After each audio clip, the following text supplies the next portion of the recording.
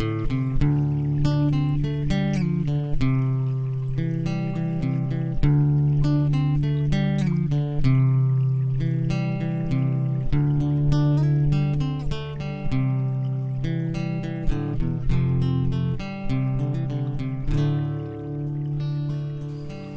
les amis, vous êtes bien sur Planète Gaïa TV dans l'émission Artisans d'hier et d'aujourd'hui.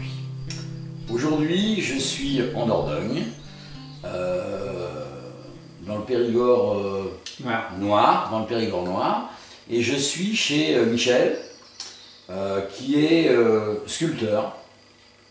Sculpteur sur bois ou non sculpteur? Sculpteur, voilà. Mon matériau c'est essentiellement le bois, c'est vrai, mais des moments il y a du métal, il y a du verre, c'est plutôt... voilà. D'accord.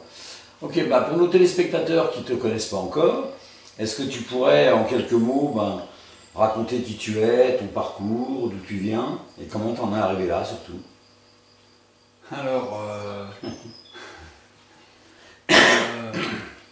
comment j'en suis arrivé là? Donc, ton nom déjà c'est Michel? Donc mon nom c'est Michel Valère. Michel Valère. Voilà, je suis né dans le bout de bois, finalement mon père était ébéniste.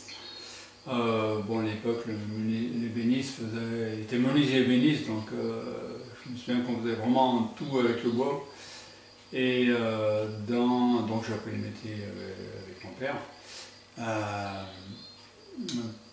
Et sur ce trajet-là, j'ai toujours été intrigué, intéressé, intrigué par des bois anciens. La forme, je sais pas, c'est un peu le sort un mystère qu'il y avait dans le bois ancien. Avec tout gamin, j'ai mis sur le mur de ma chambre un bois qui me parlait. Et je sais pas, voilà, c'était comme ça. Et c'est mon trajet, c'est vraiment un trajet avec un matériau ancien, le bois ancien qui a été travaillé par l'homme une époque, qui a oublié dehors, travaillé par les éléments, et il y a quelque chose qui se passe d'un petit peu étrange. À l'époque, je ne savais pas trop ce qui se passait, mais je sentais vraiment quelque chose de fort. Et donc, par la suite, moi, je me suis mis à mon compte rapidement, je ne sais plus, 20 ans, enfin, très vite, indépendant,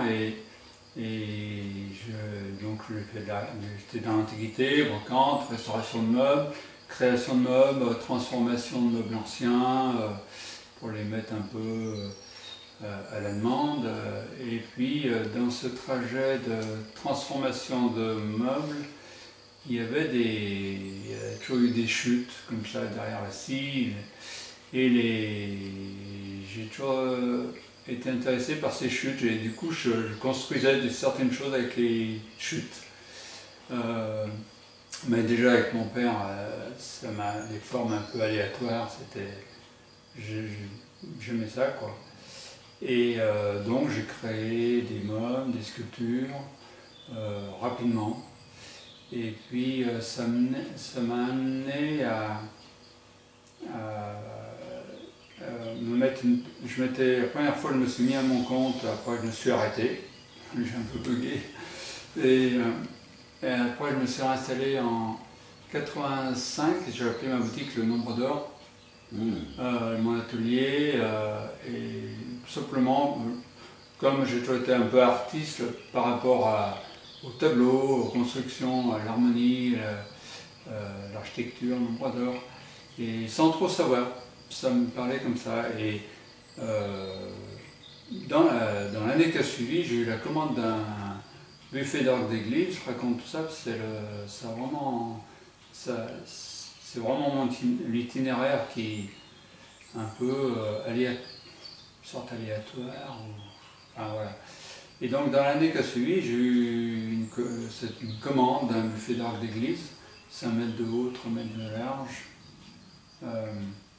Et du coup, tiens, je vais expérimenter le Nombre d'Or. Tant qu'à faire. Bien sûr. Bon exemple. Et bon, je fais ça, et puis une fois le meuble terminé, hein, je me rappelle, il touchait le taux de l'atelier. Et j'étais à côté, comme ça, il me dit, mais c'est étrange, j'ai ce truc-là qui fait 5 mètres de haut, et je suis à côté, et il ne me tombe pas sur la tête, quoi. Il y a quelque chose, il y a un mystère. Et par la suite, donc j'ai continué à réfléchir un peu, à construire avec, en me disant, mais finalement, en vérifiant les mesures, le lien qu'il y a avec les dimensions, et je trouvais qu'il y avait quelque chose de cohérent, ça m'a amené à regarder un peu sur les meubles anciens, finalement, tiens, c'est bizarre, ils sont souvent en nombre d'or ou pas loin, c'est quoi cette histoire-là? Et ça m'a amené à réfléchir sur les géométries sacrées, qui m'a amené à la géobiologie. J'ai fait plusieurs stages en géobiologie. Ce trajet avec la géobiologie, ça m'a amené au Feng Shui, à regarder un peu ce qui se passe au niveau de l'énergie, des matériaux, des formes, des ondes de forme, des objets. Oui, j'ai fait une formation sur 3 ans, en me rendant compte que finalement, ça a éclairé mon trajet. Je me dis, mais finalement, il y a un moment que je fais du Feng Shui. Voilà, donc j'ai ce Feng Shui là. Après, il y a ce que j'ai appris, et c'est juste, il n'y a pas de souci. Mais j'avais sur mon trajet des informations au fur et à mesure, c'est qu'à chaque fois que je faisais quelque chose, l'objet terminé, il y avait une magie dans la forme, une magie dans la matière. La matière, ce bois qui est très travaillé par les éléments, hein, qui a été travaillé par l'homme, donc encore une fois, qui a été travaillé par l'homme il y a longtemps, après oublié dehors, travaillé par les éléments. Ce bois, il y a quelque chose que je ressentais, que j'arrivais pas à comprendre et que je ressentais. Et c'est vrai que le Feng Shui m'a amené à ça, à prendre conscience qu'il y a des choses qui nous dépassent. Alors, une question quand même qui m'interpelle, le nombre d'or, quand tu fais une réalisation en utilisant le nombre d'or, quand tu fais un meuble en utilisant le nombre d'or, est-ce qu'il y a une vraie différence entre un meuble qui est fait n'importe comment, parce que voilà, on dispose de telle place, et un meuble que tu calcules au nombre d'or? Alors, pour préciser, au début, ouais, j'ai mesuré que le nombre d'or, tiens, après, à un moment donné, je me suis dit, mais je vais me transformer en matheux, là. Il y a quelque chose qui ne va pas. Il y a des choses que je ressens, mais si je continue avec ma tête, je vais zapper quelque chose. Donc j'ai décidé d'oublier, de ne plus rien vérifier, de me laisser aller. De me laisser aller justement avec la matière. Je me laisse aller avec la matière, avec ce qui se passe, et puis par la suite, je m'amusais à vérifier. Et étrangement, j'ai trouvé qu'il y avait une cohérence entre les... Alors ce ne sera pas forcément le nombre d'or, il y a une cohérence dans les dimensions. D'accord. Et par rapport, et ce qui était intéressant, c'est que, par exemple, j'avais une demande, un client me demande un meuble pour un espace particulier, et après, j'aurais plein d'exemples. Je me souviens d'un exemple où j'avais construit un meuble,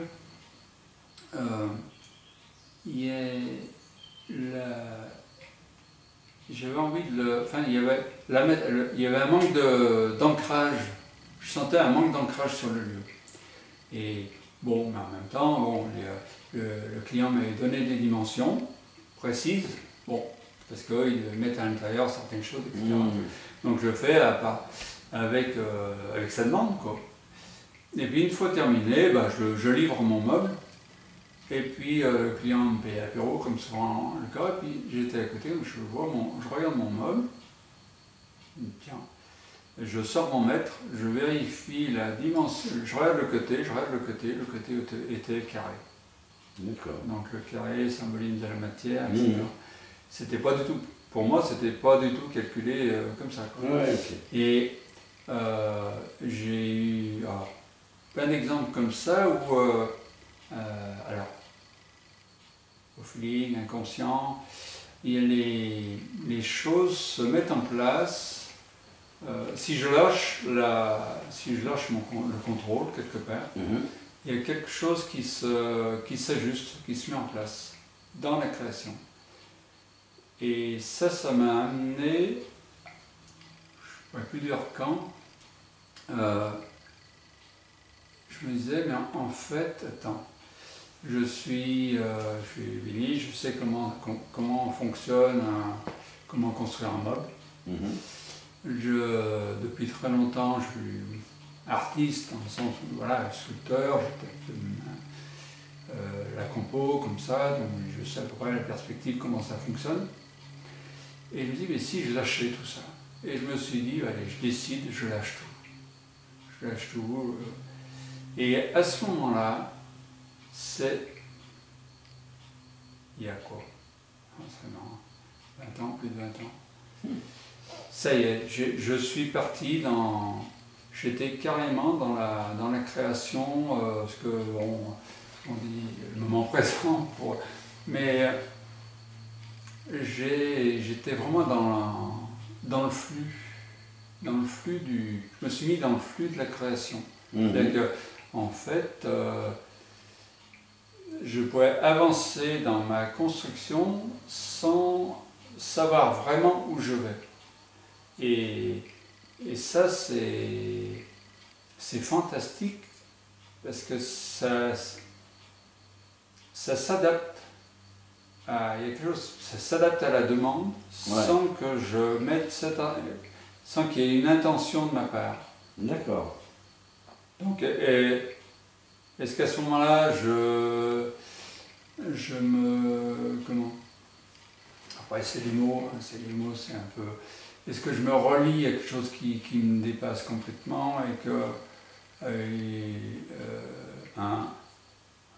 une partie de moi plus vaste que ma personnalité, par exemple, qui me guide, qui joue avec moi. C'est vrai que bon, il y a aussi le fait de travailler avec des voix qui sont restées longtemps dehors. Il y a quand même les êtres de la nature qui aiment bien, ça je me rends compte, parce que maintenant, avec le temps, je ne veux pas dire que je les vois, mais ils sont là, quoi.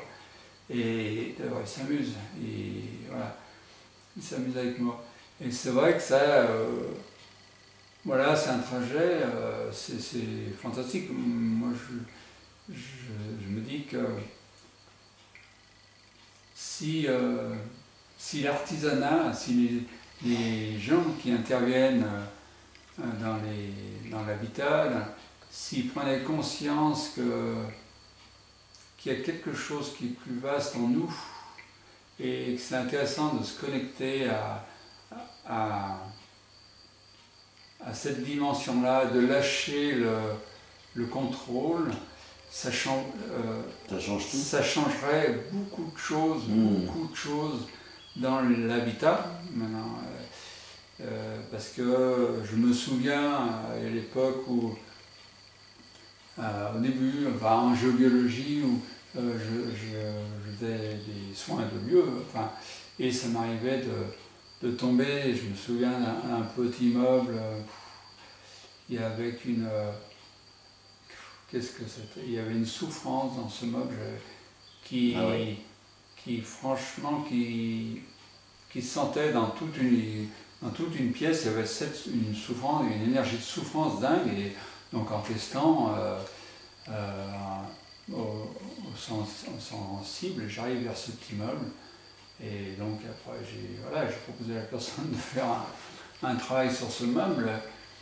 Et j'ai pu tester après l'intérêt de libérer des lieux comme ça. Ouais, c'est un immeuble, c'est pas une histoire de dimension, quoi. Et donc là je veux en venir, c'est que quand nous achetons quelque chose, un meuble, un bijou, on ne sait pas trop d'où il vient. Tu fais aussi des bijoux? Non, mais c'est un exemple. Ah, d'accord. Ce que je veux dire, c'est que si par exemple on achète un meuble qui a été fait dans la souffrance, qu'est-ce que nous mettons chez nous? Oui, non, bien sûr. Et si nous achetons un bijou fait d'une certaine manière, qu'est-ce que nous mettons sur la peau? Ouais. Donc aujourd'hui, je vois au niveau ça bouge beaucoup au niveau des ateliers d'art de France, hein, parce que bon, il y a une fois en Nouvelle-Aquitaine, j'ai discuté des responsables qui commencent à essayer de faire une liste des artisans d'art, parce que c'est vrai que c'est la personne qui achète un meuble ou même un aménagement à quelqu'un qui adore ce qu'il fait, parce que nous, en tant que créateurs, nous adorons ce que nous faisons, donc qu'est-ce que nous livrons? Nous livrons du bonheur, quoi. Et ça, c'est des guérisons de lieux, ça c'est des choses, bon, c'est pas tendance encore, mais ça pourrait être sympa d'en dire quelques mots dans les formations. Moi j'ai des jeunes des fois qui m'appellent et on échange longtemps au téléphone, parce que ouais, ils ont envie, je sens qu'il y a quelque chose qui émerge, une envie de créer autrement, trouver plus de sens dans ce que nous faisons, dans nos gestes, dans nos actes, dans les pensées, si je fais quelque chose, si je me fais plaisir. Encore une fois, moi je pose dans ma vie, quand c'est la porte de mon atelier, c'est toujours du bonheur, quoi. Ça, c'est fantastique, quoi. Bah oui, bien sûr. Comment dire, tu fais, en fin de compte, tu as deux types de travaux. Tu fais sur demande ou tu fais selon l'inspiration. Voilà, c'est-à-dire que je crée tout le temps, en sculpture, en mobilier, je fais des petites maquettes, des fois j'avance, je crée tout le temps. Oui, mais moi je viens de te voir, excuse-moi, je viens te voir et puis je te dis, écoute, moi je veux une table carrée de 1,50 m sur 1,50 m. Ouais. Ça c'est mes caractéristiques, c'est mon choix. Ouais. Donc toi tu vas me la réaliser. Ouais. Alors, tu ne sais pas encore comment tu vas le faire, mais tu vas respecter ce que j'ai dit, tu ne vas pas te laisser aller dans... Si aussi, d'accord, bon, ok. J'aurai pas ma table d'1,50 m par 1,50 m, tant pis pour moi. Alors,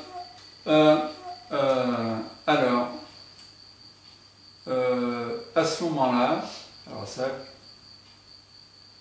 allez, un exemple. Je vais aller que par l'exemple, c'est du vécu, donc c'est vrai qu'un jour, il faudrait bien que j'écrive, on verra. Pas dit qu'on croit, bon, c'est pas le moment. Un jour, j'ai une personne qui passe me voir pour un aménagement qui va être entre une cheminée. C'est ça qui m'a vraiment accompagné. Ce que je fais aujourd'hui, ce qui me permet de faire ce que je fais aujourd'hui, c'est la vie qui me l'a montré. Je ne suis pas allé le chercher. La vie m'a montré que ce qui est impossible est impossible. Il y a vraiment, c'est beaucoup plus vaste que. Il y a des choses inimaginables et qui existent. Enfin, dans ma vie, ça existe. C'est mon trajet. Donc un projet qui va être entre une cheminée et un mur.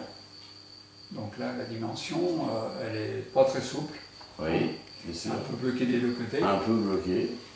Et bon, ok, puis la personne dit, mais ça vous dirait, bon. Je me dis, si la personne vient me voir, c'est que elle ne va pas avoir...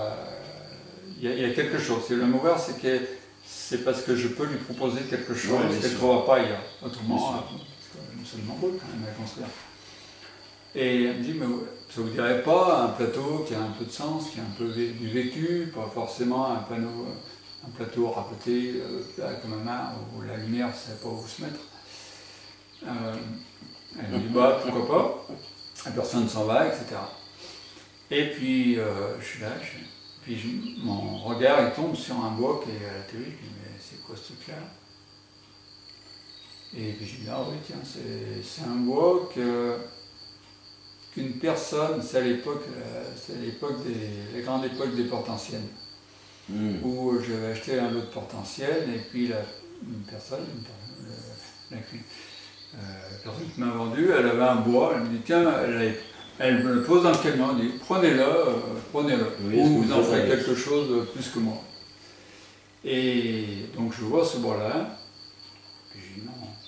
Et je prends le mètre, je mesure ce bois. De mémoire, je lui ai enlevé 5 mm. Il allait pile poil. D'accord. Et c'était vraiment il y a longtemps, potentiel. Et ça, j'ai eu X fois d'événements comme ça, qui fait, il me dit, mais il y a quelque chose qui me dépasse, et il faut que je continue, je dois continuer comme ça. Si je vis ça, c'est que c'est mon chemin, que j'ai quelque chose à... J'avance avec ça, donc je lâche. Et je ne t'oublie pas, je reviens sur ta tome. À ce moment-là, il y a quelque chose qui peut se passer comme ça, c'est-à-dire que si tu viens me voir, tu ne vas pas vouloir un meuble, par exemple, en stratifié, ou un plateau raboté, plat comme un marbre, où le bois, on ne sait même plus, enfin, on n'arrive pas, alors si c'est du bois brut ou plaqué, si tu viens me voir, c'est que tu veux quelque chose qui est un peu de matière, où la lumière, justement, comme le bois, s'il est un peu comme ça, la lumière, c'est vrai que c'est regard de sculpteur. Moi, la lumière, il y a... Voilà, Rodin, il disait, je suis coloriste, hein, mais la couleur, c'est l'ombre et la lumière. Et c'est la lumière. Et l'intérêt, c'est génial d'avoir un plateau comme ça qui vit un peu. Bon, il y a comme ça. Un peu, oui, non, mais quand même qu'on puisse poser les assiettes dessus, quand même. Hein. Mais moi, à ce moment-là, il y a des bois qui vont se présenter, etc. Et je peux te rappeler, tiens, viens voir ou venez voir, je vous propose ça. Et à ce moment-là, il y aura une réponse, hein, c'est oui ou non. Et voilà, et puis je vais avancer, nous allons avancer ensemble, c'est-à-dire que la création, elle va se faire avec toi. Ça se fait toujours avec le client. Et le client, en fait, quand il vient me voir, il ne sait pas tout. Il ne sait pas tout, oui. Et moi, je ne sais pas tout. Et par contre, il y a une sorte d'alchimie qui se crée. De toute façon, la création, c'est un lien entre deux personnes. Hein, autrement, ça n'a pas de sens. Pour moi, c'est le sens que ça prend. C'est de l'humain, c'est du relationnel. Et justement, ces bois anciens qui ont été travaillés par l'homme, encore une fois, pour moi, cette trace de l'homme, elle est là. Je comprends ce que tu veux dire. C'est comme si j'étais relié à cette... Je continue le geste de la personne. Je l'amène un peu en plus dans ce domaine de l'art, un peu où le temps est différent. On va prendre un exemple. Alors là, vous n'allez pas le voir à la caméra parce que malheureusement l'angle n'est pas bon. Là, devant nous, on a une table que tu as fabriquée avec des planches de bois que je vais appeler vivants. C'est-à-dire qu'il y a des formes. Là, comme ça, esthétiquement, c'est magnifique. Mais si... bon, c'est une table basse, hein, quand c'était une table haute et qu'on veut manger dessus, y a des endroits, si je mets mon assiette, ça va pas le faire, quoi. C'est pas plat, quoi. Est-ce qu'on ne pourrait pas mettre une plaque de verre par-dessus qui, elle, est forcément plate et qui permettrait quand même de voir tout le travail du bois en dessous? C'est une idée, hein, comme ça, mais... Tout est possible. Après, il y a la table telle qu'elle est, elle existe parce que le bois m'a touché, il y a quelque chose de fort qui m'a touché, et encore une fois, j'avance avec ce bois-là, il n'y a aucune projection. Il se trouve que maintenant c'est une table basse telle qu'elle est. Ouais. Après, pour mettre un verre dessus, c'est une table que nous utilisons nous, et ça devient un jeu. Mais nous mettons des verres, hein, il n'y a pas longtemps on met de champagne avec des verres, ça se passe bien, ça devient un jeu. Il y a des endroits d'équilibre. Ça emmène à un jeu. Après, c'est possible de mettre un verre.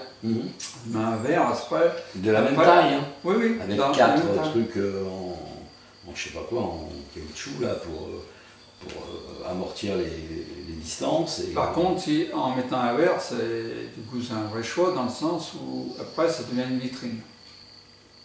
Le verre, tu as le verre, tu as le bois qui est dessous, ça devient une vitrine. Tiens, il y a une vitrine, regarde, il y a un joli bois comme ça. Le côté palpable bien sûr. Disparaît. On reste dans une image, tu vas regarder une image. Pour moi, tu vas perdre l'essentiel. C'est-à-dire que si ton choix c'est d'avoir une table plate, hyper plate, tu ne m'achèteras pas cette table.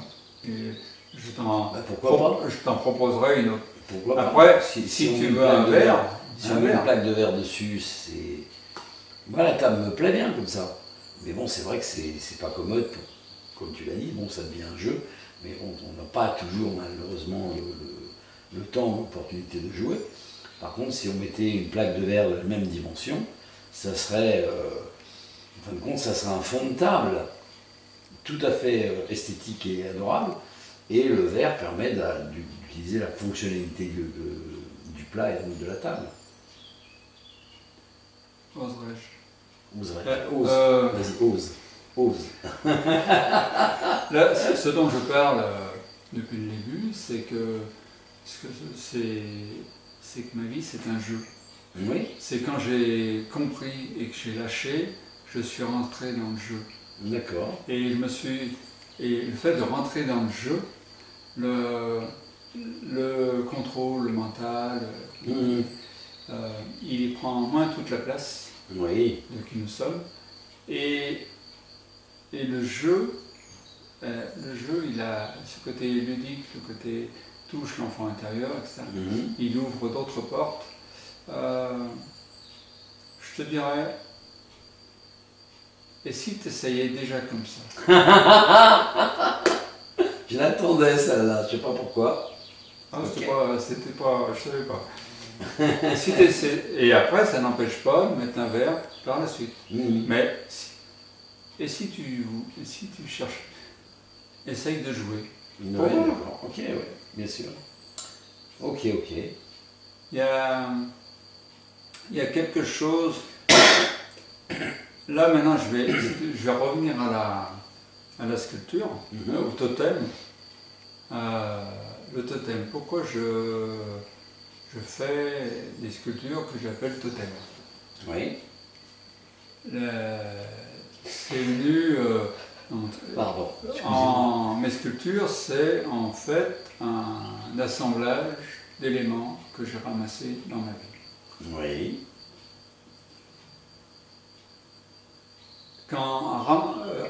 Je me suis rendu compte qu'en rassemblant ces parties de bois qui font partie de ma vie, il se passait quelque chose de très fort en moi. Et je me suis du coup dit, mais en fait, est-ce qu'à ce moment-là, je ne suis pas en train de rassembler des parties de ma vie, des parties où je me suis laissé toucher par tel ou tel bois. Et en les rassemblant, mon hasard, que j'aime bien, bon copain de route,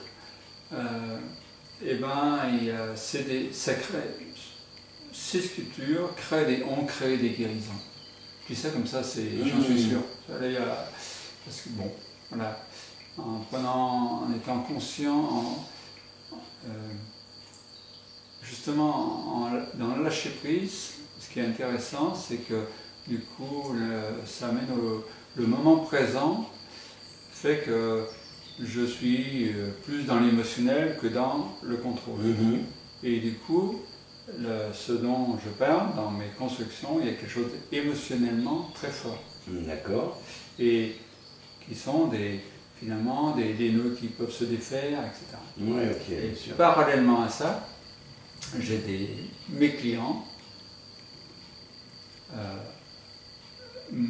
dans mon trajet, ils me montraient des choses voilà, comme ils voyaient ce que je faisais, ils me montraient ce qu'ils ramassent quand ils vont en montagne, quand ils se promènent, des éléments en bois, en fer. Et je me disais, mais en fait, et si je leur proposais de créer une sculpture, de créer de vivre ce que moi je vis avec mes sculptures. Oui. Et j'ai organisé des ateliers que j'appelle Créer son totem. Mais c'est tout simplement fantastique. Parce que du coup, tous ces objets ramassés qui finissent dans les tiroirs, qu'est-ce que j'ai dans les tiroirs? Ouais. Et si je ressors ça des tiroirs, des parties de moi-même, et que j'en fais une œuvre, ça peut quand même s'appeler Créer son totem. D'accord. Des parties que voilà, je ramasse ça, et puis arrivé à la maison, qu'est-ce que je vais en faire? Si j'en fais quelque chose, qu'est-ce qu'on va dire? Non, pour me prendre pour un artiste, je mets ça dans le tiroir. Toutes ces parties sensibles, donc c'est quand même des choses bien sûr.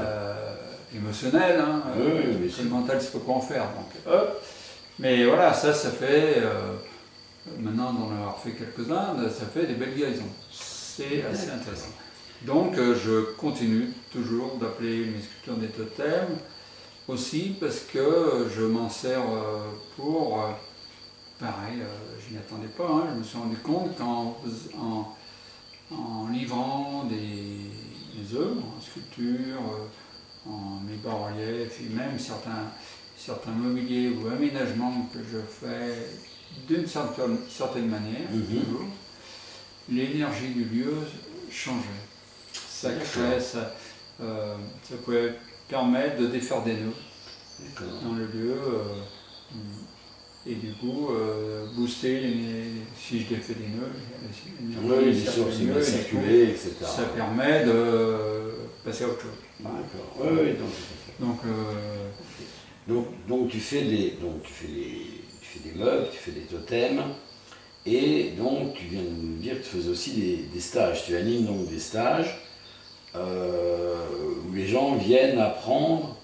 Alors voilà, moi je suis absolument pas bricoleur, je suis absolument pas manuel, mais ce que tu fais, je trouve ça joli vraiment, et tu me proposes de pouvoir en faire un moi-même, si j'ai bien compris.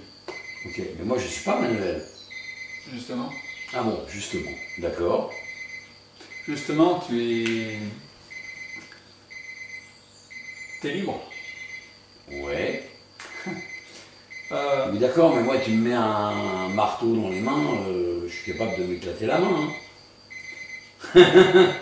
Ça me rappelle à une époque, j'étais dans le Jura, et puis je m'étais dit, il faut que je me rapproche de Lyon, parce qu'il faut que je trouve un sculpteur pour m'apprendre à rentrer un peu plus dans l'art. Ouais. Et puis j'étais allé voir ce sculpteur.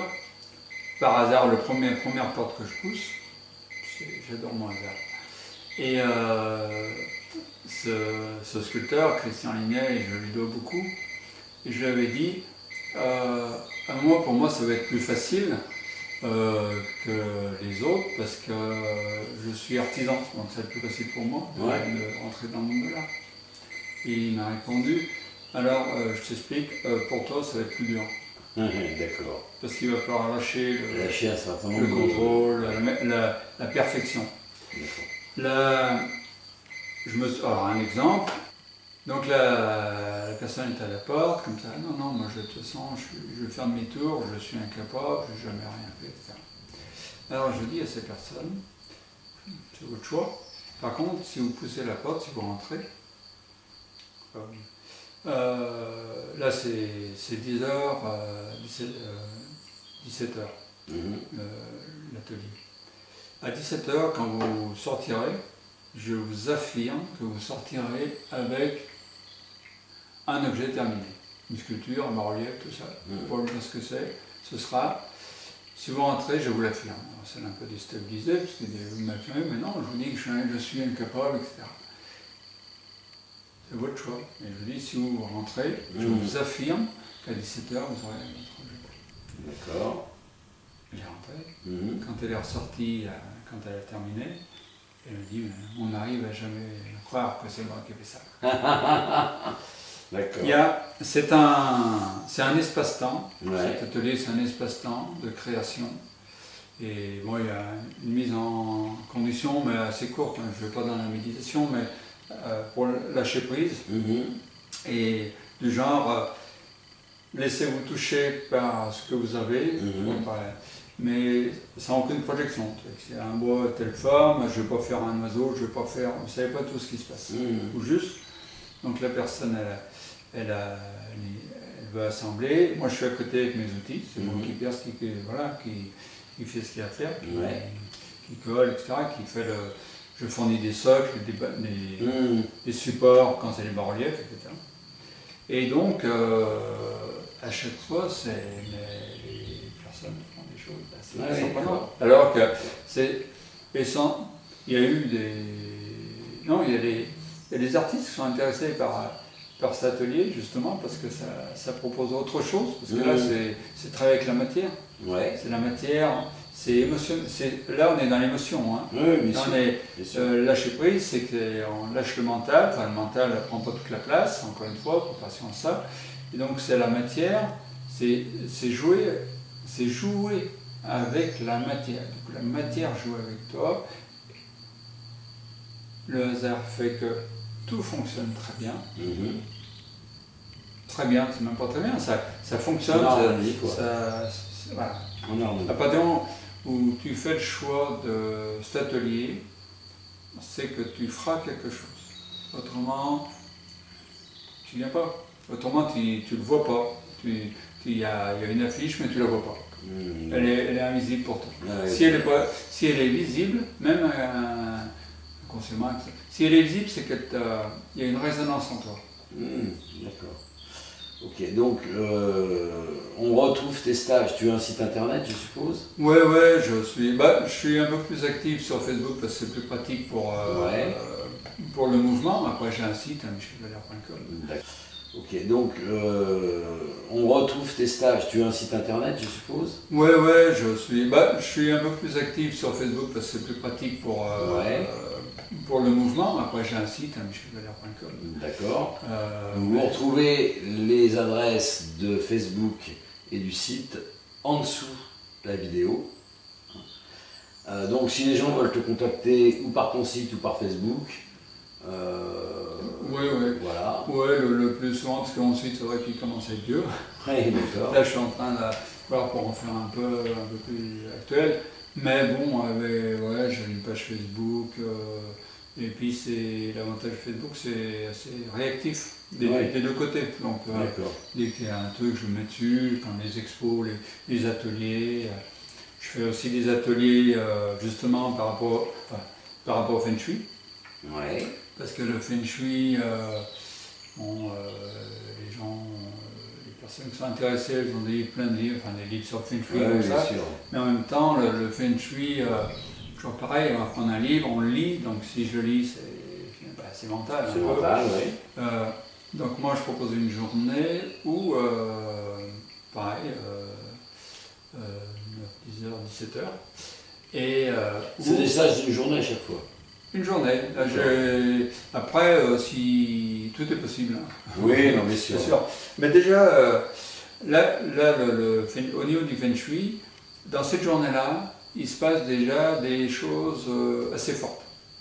Souvent on m'appelle, ah oui, puis après, vous venez, tout ça, j'ai attendez. Il s'est déjà passé quelque chose, observez dans votre vie ce qui se passe maintenant. Bien sûr.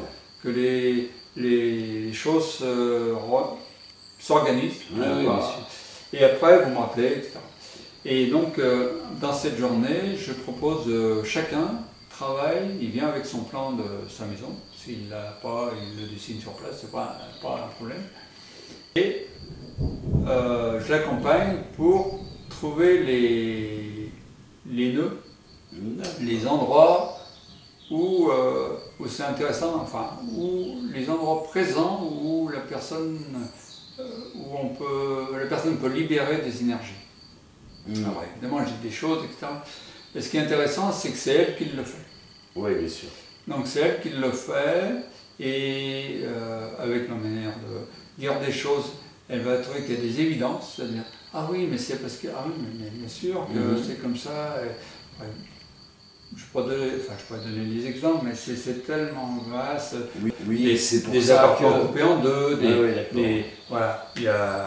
Mais ce qui est intéressant, c'est que c'est vraiment la personne qui fait le travail sur son lieu. Oui. Et là, c'est elle qui est actrice. Il n'y a pas de... Moi, je ne suis pas là comme sauveur. Enfin, bref.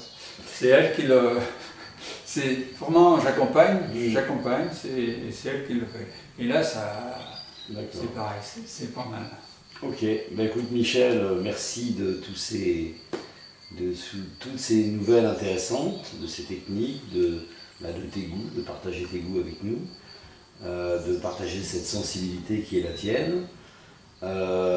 Merci de nous avoir reçus chez toi, dans ton intérieur, dans ton intimité. Merci à toi d'avoir fait un détour jusque chez moi. C'est avec grand plaisir. Et on se reverra pour une prochaine vidéo pour l'autre partie de ton activité qui est plus dans l'énergétique. Voilà. Voilà, chers amis de Planète Gaïa TV, nous arrivons à la fin de l'émission et je vous dis à bientôt pour de prochaines aventures. Salut! Merci. Voilà les amis, l'émission est maintenant terminée, alors j'espère que ça vous a bien plu. N'hésitez pas à faire un j'aime, le pouce vers le haut, de façon à nous montrer que vous êtes satisfait. Mettez-nous des commentaires, parce que d'abord ça fait toujours plaisir, et puis en plus ça nous permet d'améliorer nos vidéos. Faites-nous les réflexions qui vous semblent justes. Si vous avez des questions à poser à l'intervenant, posez-la, nous on va transmettre, il n'y a pas de problème avec ça. La règle, c'est bien sûr le partage. Plus vous allez partager, plus on sera connu. Plus on sera connu, plus on aura de soutien. Et donc on pourra faire du travail de meilleure qualité encore. N'hésitez pas à aller sur la plateforme Tipeee. L'adresse est en dessous de la vidéo. La plateforme Tipeee, c'est notre plateforme de financement participatif. Ce qui nous permet de pouvoir continuer, de pouvoir exister, de changer notre matériel et de nous déplacer. Donc vous pouvez faire un don de 1 euro à, je sais pas moi, 1 million d'euros, si ça vous fait plaisir, d'une manière mensuelle, donc avec un engagement, ou d'une manière ponctuelle, c'est-à-dire juste une fois. Plus on aura de sous de votre part, plus on aura un budget prévisionnel conséquent, et donc plus on pourra prévoir de vidéos. On pourra prévoir aussi de changer notre matériel, encore une fois, de façon à avoir un matériel encore plus performant. Actuellement, on sort une vidéo par semaine, tous les lundis. Et là, le but de cette année, c'est progressivement d'arriver à 2 vidéos, donc une autre le jeudi. Donc vous allez voir apparaître des nouvelles vidéos de temps en temps, mais de plus en plus souvent le jeudi, donc pour arriver à 2 vidéos. Pour ça, on a besoin de vous, parce que sans vous, sans votre argent, qui est le nerf de la guerre, malheureusement, on ne pourrait pas exister. Donc je vous remercie d'avance pour votre soutien, et je vous dis à bientôt pour de prochaines aventures. Au revoir.